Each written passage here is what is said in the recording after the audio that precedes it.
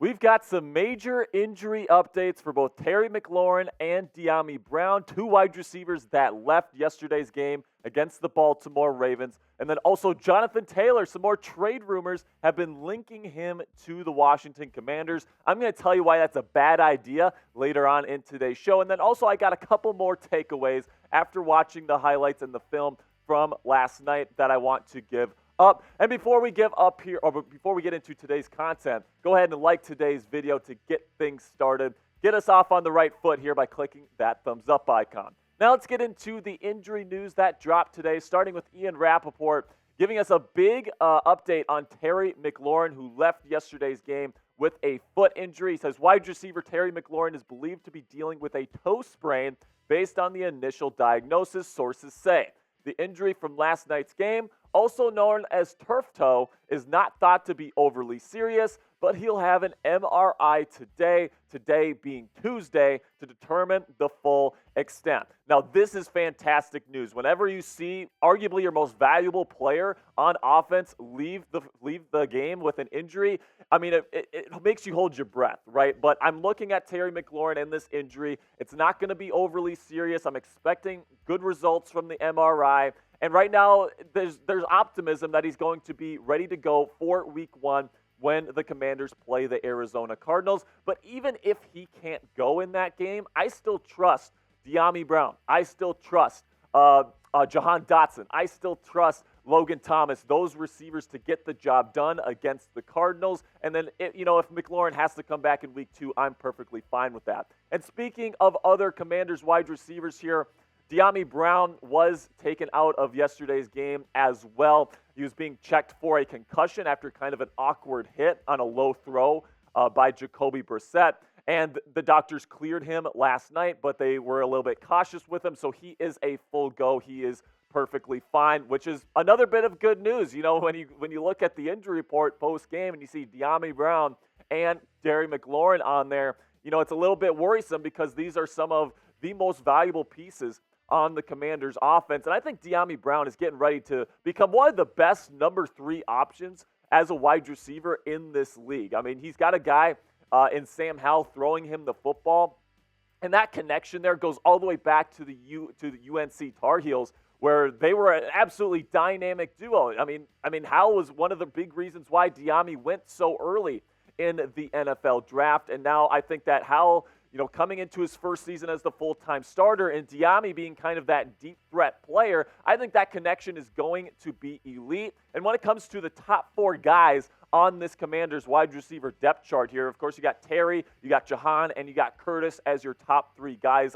in the lineup. But if Eric Bieniemy wants to spread things out, and he definitely showed that he does in fact want to do that, or at least that's what he's been showing during the preseason, that he wants to go to those 4 wide receiver sets, Dyami Brown is about as good of a 4th wide receiver option that you can ask for, especially because of the connection that he has with Sam Howell. He had a touchdown last night. That was great to see. And now that he's been cleared to go, that is definitely good news for the Washington Commanders. Now, what do you guys think down there in the comments section? Do the Commanders have a top 5 wide receiver room in the National Football League right now? Give me a yes or give me a no down there in the comments. This is going to be the pinned comment on today's show, so YouTube's going to throw you an ad break here in just a couple of seconds. Take advantage of that time by giving me a yes or a no. All right, now let's shift over to some of these Jonathan Taylor trade rumors, and they are back, and unfortunately so, in my opinion. Right now, the betting odds for the next team to trade for Jonathan Taylor, right now the Commanders are 7th on the list. Of course, the Dolphins, Bears, Bills, Ravens, Broncos, and Cowboys all rank above the Commanders, and the betting odds right now are 10-1 that Jonathan Taylor will be heading to the nation's capital and play for Ron Rivera and the Washington Commanders in Eric Bieniemy's offense this year. And to me, this is a terrible idea. Plain and simply, I've talked about it on the show before, but we're going to break it down for you guys again because I'm seeing on Commanders Twitter that some people think that this is a great idea, but in my opinion, Ron Rivera cannot make this move. And I got 3 reasons why. Number 1, Taylor will want to be paid a big extension worth near the top of the running back market once he is traded. Now, you could, in theory, trade for him and then put him on the franchise tag next year. But with all the stuff going on with running backs right now, they're pretty much getting ready for a revolt next year. If Jonathan Taylor gets franchise tagged, I wouldn't be surprised if he sits out. So he's going to want to get extended. He's going to want to be paid like the number one best running back in the National Football League. And after a down year, I don't want to do that if I'm the Washington Commanders. Okay, and then point number 2, Indianapolis won't let him go for cheap. They've already said that the price tag is going to be high for this guy.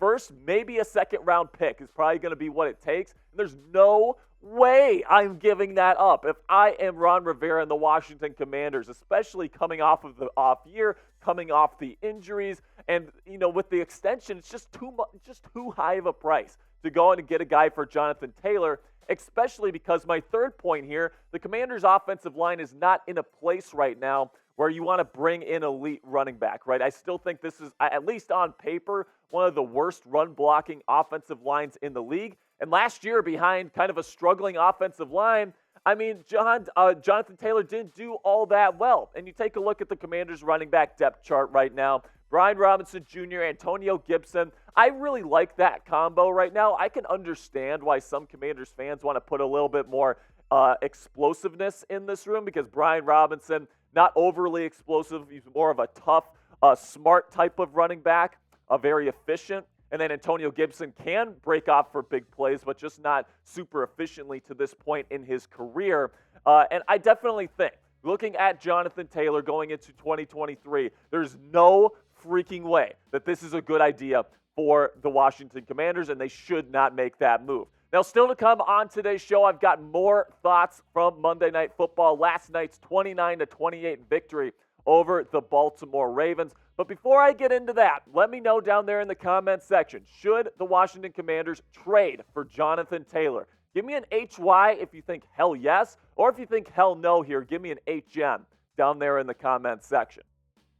All right, now I've got more thoughts from yesterday's game against the Ravens. If you want to check out my initial instant reaction to last night's victory, you can check out last night's video. I'm going to put the link to this video in the comments and description of today's video. I give my official winners and losers list, but I got 3 more takeaways after breaking down the film here that I want to share with you guys. Number 1, the offensive line absolutely held their own last night. Now, the Ravens played pretty much none of their starters, okay? The Ravens are expected to have one of the best pass rushes in the National Football League this year. They didn't really play any of their starters last night. So it was against the second-team defense, but the offensive line without Charles Leno Jr. at left tackle looked pretty decent. They did allow 2 sacks, but in my opinion, one of those sacks was on the quarterback, Sam Howell, because he didn't recognize that he was hot, and he didn't get the offensive line in the proper positioning to succeed. So I think that just last night, I thought they gave him plenty of time. I thought they gave Jacoby Brissett enough time. I thought they gave Jake Fromm enough time. I thought every unit that the Commanders had out there looked pretty decent, and that's good news for Commanders fans out there because that is the biggest concern I have going into the 2023 season. Then another takeaway I got is that Jartavius Martin, second-round rookie defensive back, just wasn't great last night. Now, I know what you're saying. Jack, he had that game-changing interception that completely turned the tides in the second quarter, and you'd be right about that. That was a fantastic play by Jartavius. But overall, generally speaking, throughout the game, he was getting cooked in coverage, and he had some really poor effort on some tackle attempts that I don't like to see, man. I want to see my guys going out there and securing tackles. And Jartavius just didn't look overly great last night. And if it wasn't for that one highlight play, we're not talking about him in a positive light, and he would have been on my losers list last night. Then somebody that I thought looked nice last night that I didn't mention on my winners list was Cole Turner, the tight end. Had a couple of really big catches there from Sam Howell. I thought he looked explosive. I thought he looked like a good receiving tight end. Made some contested catches last night in some pretty tight moments, which is something that I really like to see. And it's starting to make me think that Cole Turner might be the best receiving tight end option on the Commanders roster right now. Of course, you got Logan Thomas as well, who I think is, he's just okay. He's just an okay blocker. He's just an okay receiver, more of a possession type guy. But I think Cole Turner is starting to show us some things on film here where he's a little bit more dynamic than Logan Thomas. So let me know who you think the best tight end on this roster is right now. Is it Logan Thomas or is it Cole Turner? Give me an LT if you still think it's Logan Thomas, or if you think it's going to be Cole Turner here, the guy out of Nevada, give me a CT down there in the comments section.